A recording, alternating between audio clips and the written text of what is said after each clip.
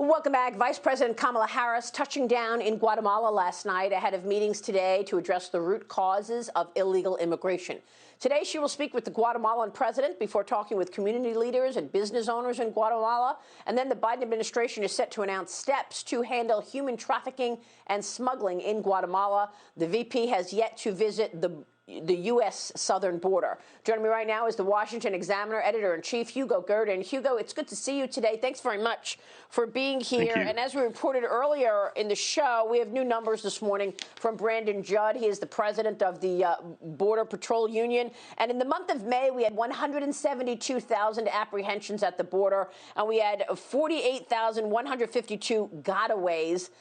Those people just got away. They were seen on surveillance cameras. So 172,000 apprehensions comes after April's 178,000. March is 162,000. February, 100,000. Will she be able to get anything done in terms of stopping the flow with these meetings in Guatemala today, do you think? No, Maria, she won't get anything done. And frankly, she's not really even trying. The Biden administration has made it pretty clear that it's unconcerned about illegal immigration, which is why they sent signals from before the time they were even elected that illegal immigrants could arrive and they would be allowed to stay. You have to be really, on alert when people start talking about root causes, because what that is intended to imply is the thing that you thought was the problem, which is to say no proper border security, isn't the real problem. It's much deeper than that. She's going down there to talk about everything from corruption to climate change, as though she could make a difference on climate change and prevent people coming up from Guatemala because of hurricanes, etc. Of course, that isn't going to fix anything whatever.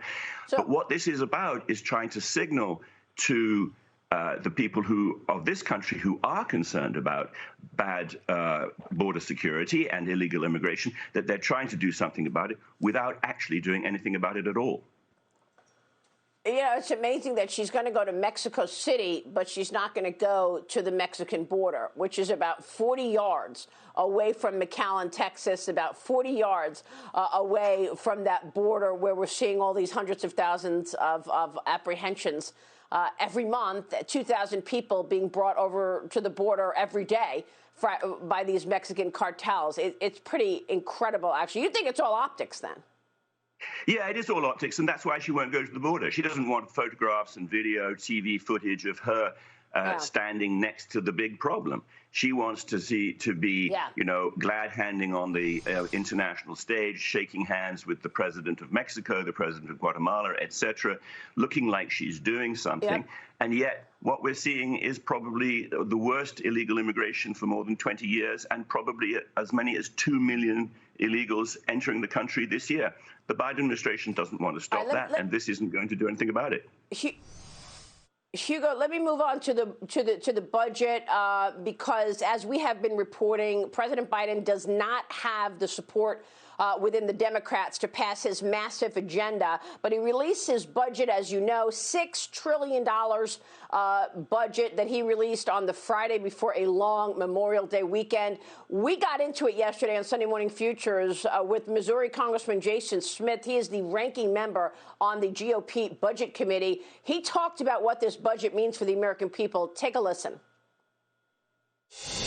This is the first budget that has been released by the Democrats since they have been in power in over 800 days, since Nancy Pelosi became Speaker of the House. And as Nancy Pelosi said, a budget is a statement of their values. And clearly, by this budget, it shows that they have very little concern for our men and women in uniform. In fact, they propose in this budget to spend more money in 10 years on interest on our debt, which is $914 billion, and they want to spend on our military. That's incredible, Hugo. More money is being spent on the interest on the debt in the 10th year of this budget than we spend $700 billion plus on defense. That interest is $900 billion plus. Your thoughts on this budget, Hugo, which, of course, is calling for no increase in spending for Homeland Security, 1.6% increase in spending for defense. And when you compare that to inflation, that's actually a decline in spending over the 10-year period. And yet he's got an increase in spending for the EPA of 22%. And most non-defense industries are seeing an increase in spending of at least 16%. Your thoughts on his values and priorities as per this budget? Right, Maria, it's a very good signal and indication of what this administration values. You know, when the president raises his hand and swears at the beginning, his inauguration at the beginning of his term of office, you know, he is swearing to defend the Constitution and the country from enemies, external, etc. But he's not raising the money for defense. He's allowing the defense industry and the defense of this country to wither and decline. All the money, the big priority is things like the EPA, as you said. And the idea that we would spend more on interest than on defense is just horrifying. And he is planning to raise the amount of debt that we borrow by more than $1.5 trillion. So not only are we already spending more on interest than we are on defense, but we're planning to borrow more so that cost goes up. It's an appalling budget. It's appalling, and you're going to be paying for it because that's why he wants to raise everybody's taxes. That's how he wants to pay for this. Hugo, we'll keep spotlighting it, as you know. Great to talk with you this morning, sir. Thanks a lot, Maria. Hugo Gurdon.